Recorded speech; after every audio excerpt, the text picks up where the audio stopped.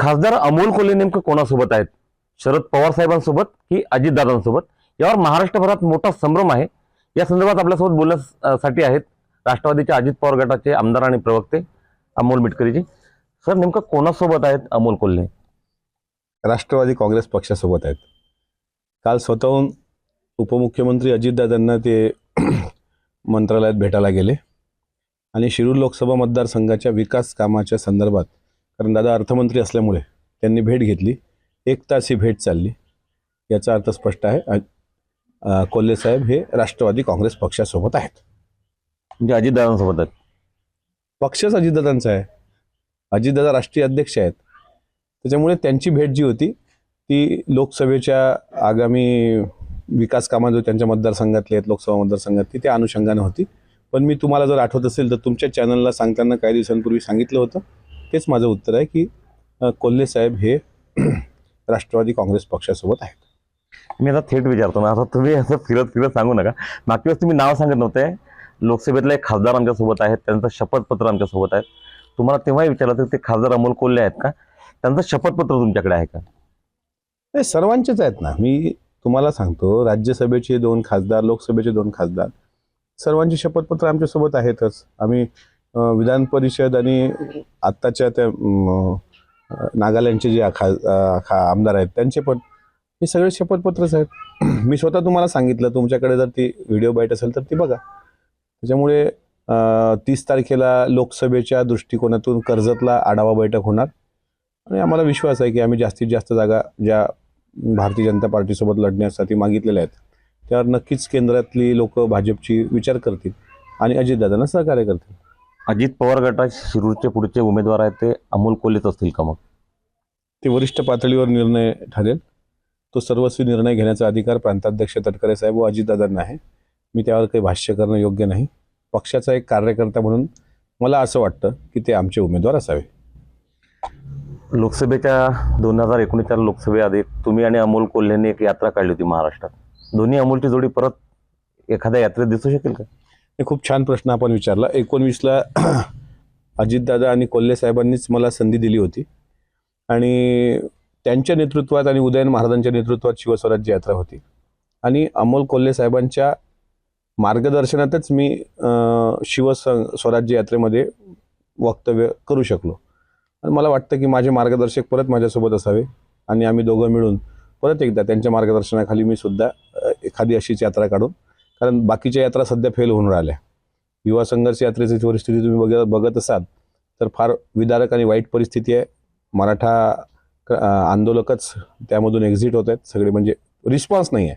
आणि अमोल कोल्हे साहेबांचं ते शिवप्रेमी शंभूप्रेमी आहे. त्याच्यामुळं मला विश्वास आहे की ते परत त्यांनी, म्हणजे त्यांच्या मार्गदर्शनात मला काम करायला संधी मिळावी. थेट व्यासपीठावर कधी येतील अमोल कोल्हे तुमच्या? लवकरच येतील.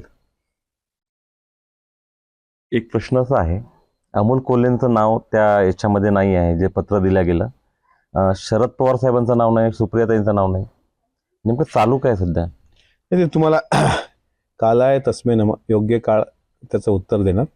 फक्त सध्या राष्ट्रवादी काँग्रेस पक्ष हा अजितदादाच्या नेतृत्वात काम करतोय, इतकं माझं बोलणं तुम्ही लक्षात ठेवा. अंतिम सुनावणीकडे आलेले आहे आता निवडणूक आयोगात की नेमकं पक्ष कोणाचा आहे. युक्तिवाद अनेक झालेत, दोन्ही बाजूनं मोठे मोठे युक्तिवाद दावे केले गेलेत. काय वाटतं, निर्णय काय लागेल? निर्णय साहजिकच अजितदादांच्या बाजूने लागणार आहे. अजितदादांकडं जे शपथपत्र आहेत, जरी त्यांच्या वकिलांनी त्याबाबत त्यांची भूमिका मांडली असेल तर आमच्या वकिलांनी पण प्रबळ भूमिका मांडलेली आहे. त्याच्यामुळे निवडणूक आयोगाच्या अंतिम सुनावणीचा निकाल पक्ष आणि पक्षचिन्ह हे अजितदादांकडेच असेल आणि अजितदादाच पक्षाचे राष्ट्रीय अध्यक्ष असतील. एक आणखी, आता तुम्ही भाजपासोबत गेल्यानंतर समन्वय जो असावा भाजपासोबत तो दिसत नाही आहे.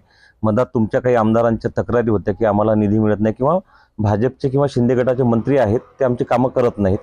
तुमचा अनुभव काय आहे? नाही, एक लक्षात घ्या, समन्वय समिती पण तिन्ही पक्षांनी स्थापन केलेली आहे. साहजिक आहे की सुरुवातीला भारतीय जनता पार्टी आणि शिंदे गट एकत्र सत्तेमध्ये होता. त्यानंतर अजितदादाच्या नेतृत्वात आम्ही सर्व सत्तेमध्ये गेलो. त्याच्यामुळे नंतर आल्यानंतर थोडा निधीच्या बाबतीत कमी जास्त होऊ शकतं. तक्रारी ज्या होत्या त्यासाठी दर आठवड्याला मंगळवारी देवगिरीला अजितदादांच्या उपस्थितीत बैठक असते. प्रांताध्यक्ष अजितदादा, प्रफुल्लभाई भुजबळ साहेब सगळी लोक त्या ठिकाणी आढावा घेतात आणि जिथे आता जलसंधारणाची कामं आम्हाला सर्व आमदारांना मागितली, त्याच्यामुळं जिथं जिथे काही नाराजी असतील ते आमदारांच्या दूर केल्या जातात. समन्वयाचा अभाव कधी कधी होतो, पण मात्र समन्वयाचा समेट सुद्धा घडवून आणण्यात आम्ही यशस्वी आहोत. त्याच्यामुळे समन्वयाचा अभाव आहे असं म्हणता येणार नाही. राजस्थानच्या निवडणुकीत एक पोस्टर लागला आहे, एकनाथ शिंदेचा फोटो त्यावर आहे ना, त्याच्या हिंदू हृदय सम्राट असं लिहिलेलं आहे. तुमच्या पक्षाशी जरी संबंधित प्रश्न नसला तरी एक राजकीय क्षेत्रात काम करणारा कार्यकर्ता म्हणून कसं पाहता येईल? हे बघा, हिंदू हृदय सम्राट म्हणून साधारणपणे महाराष्ट्रात स्वर्गीय बाळासाहेब ठाकरे यांच्याकडे पाहिलं जातं. आता तिथल्या स्थानिक नेत्यांनी, कार्यकर्त्यांनी ते हौशेपोटी लावलेलं असावं. एकनाथराव शिंदे साहेब आता महाराष्ट्राचे मुख्यमंत्री आहेत, तर शेवटी साहजिक आहे कार्यकर्त्यांच्या त्या भावना आहेत आणि त्यांनी लावलंही असेल तर त्यात संजय राऊतांना वाईट वाटण्याचं काही कारण नाही. एक शेवटचा प्रश्न विचारतो.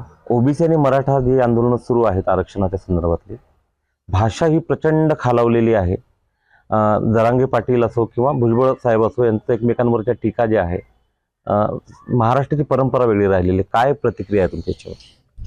नाही, आम्ही जेवढं वाचलं किंवा आम्ही कधी कधी चुकतो त्यावेळेस एवढं म्हटलं जातं की महाराष्ट्राला एक राजकीय संस्कार आहेत जे यशवंतराव चव्हाण साहेबांनी दिले. मी पूर्वीचं मनोज जरांगे पाटलांचं जे आंदोलन होतं ते अराजकीय आहे आणि मराठा समाजाच्या आरक्षणासाठी ते लढा देत आहेत अशा स्वरूपाचं ते होतं. पण अलीकडच्या काळात केवळ छगनराव भुजबळ हेच त्यांचं टार्गेट आणि इतक्या खालच्या पातळीवर ते वयाने पण लहान आहेत, हे जर त्या ठिकाणी भाष्य करत असतील तर याचं कोणीही समर्थन करू शकत नाही.